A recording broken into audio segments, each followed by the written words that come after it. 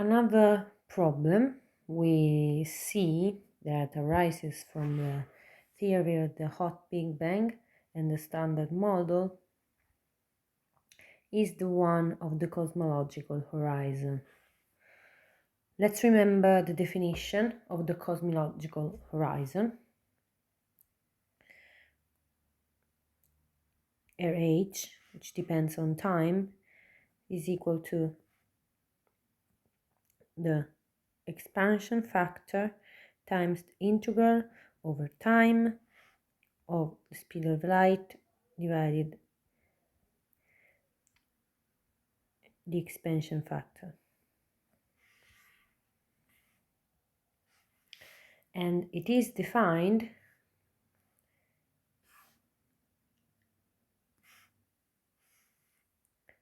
as the region that is causally connected with a given event in space-time.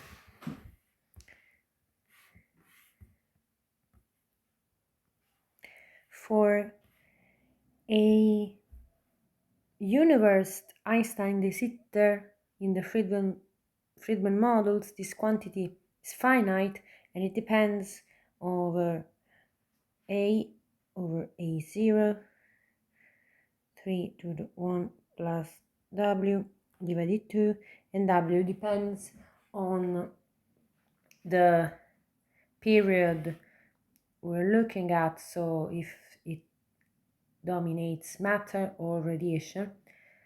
And we must remember that this is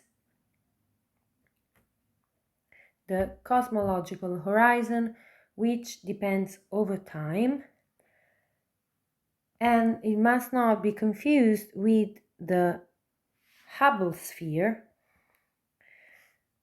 which depends over time, but it is a constant value, so it considers more like a snapshot or of the radius of the universe at a given moment, so T0 or T generic, with the approximation of a constant expansion. So it gives the dimension, so-called, if we can consider, of the universe at a given instant in time if the expansion of the radio was constant in time. So it is an approximation and it is an overestimate of the actual cosmological horizon.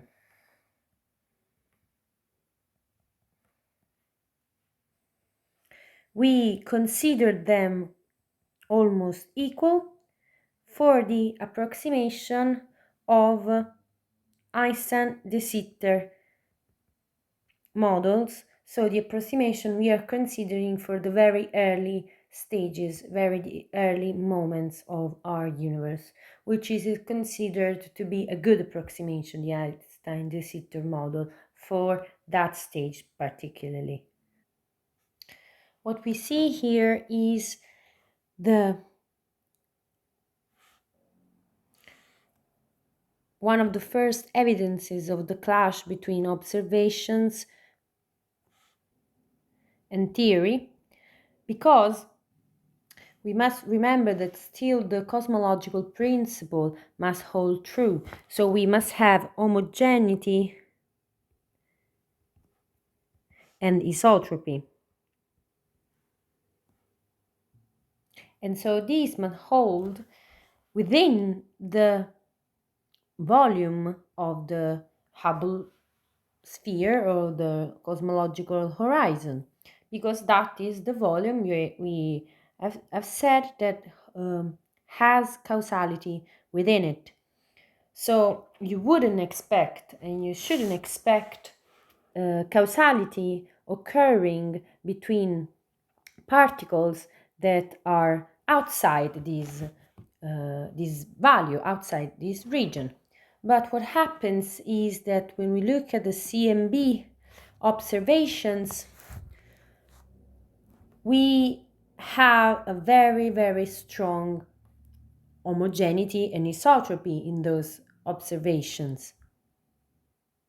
If remember, the CMB cosmic microwave background is radiation, which is isotopous and homogeneous in all directions of the universe, which occurs at a redshift of around Z of 10 to the 3 and is a place in time-space where radiation and matter decouple, and the radiation we see emerges from the last Thomson scattering between the electrons and the photons. If we want to evaluate the value of the cosmological horizon at this time, we can do that because we've seen that the cosmological horizon depends on time, so we can evaluate its surface at that specific time. And the surface corresponding to this specific event at this specific time, the surface of the cosmological horizon, so the surface we consider causally connected at this point, is called the last scattering surface.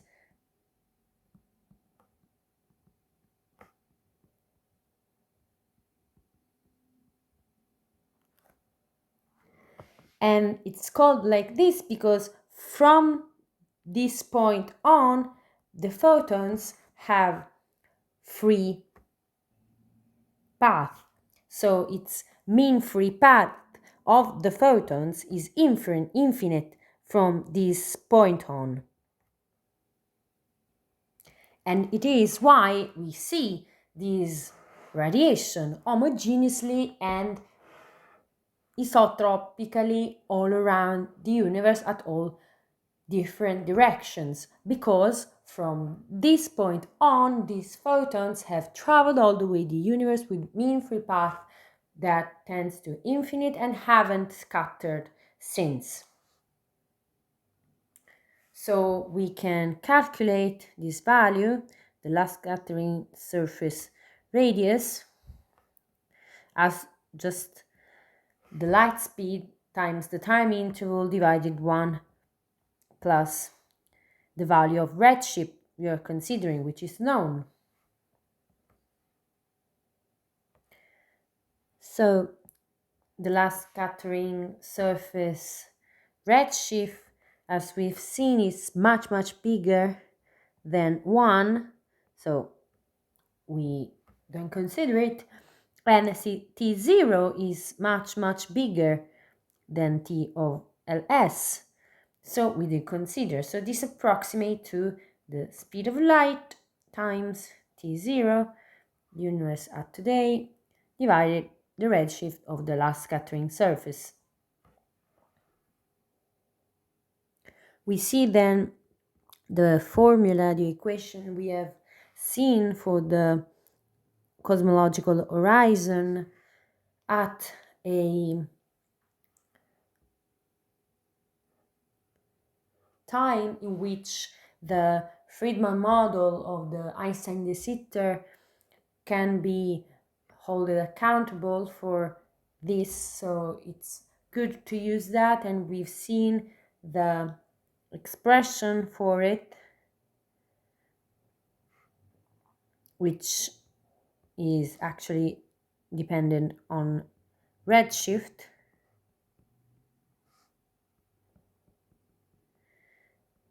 And we've seen it depends also on the W constant, which we said depends on the component that's dominating the universe at that time.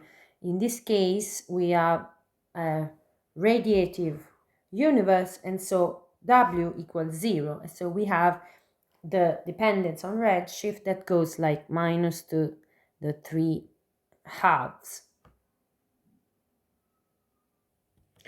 So let's remember the radiation we receive at time t0 comes only from the region causally connected with it. So H at t tends to 0, we've seen that for W equals 0, as we said before, goes like with a part of the constant, like 3c t. And so we get that RH is like 3c t0 z over last scattering surface minus 3 2/2. But we see z ls is equal to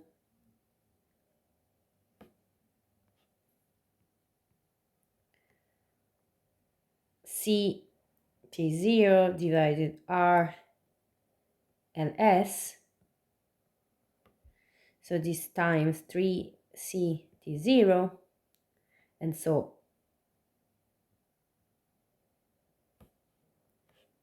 no, sorry. What happens is 3c t0 z ls minus 3/2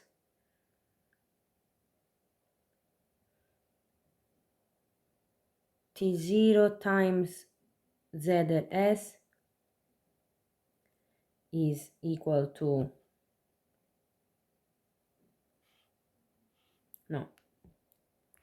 c t0 is equal to RLS times ZLS. So this becomes 3 times ZLS RLS times ZLS to the minus 3/2. And so this is equal to 3 RLS times ZLS minus 1/2.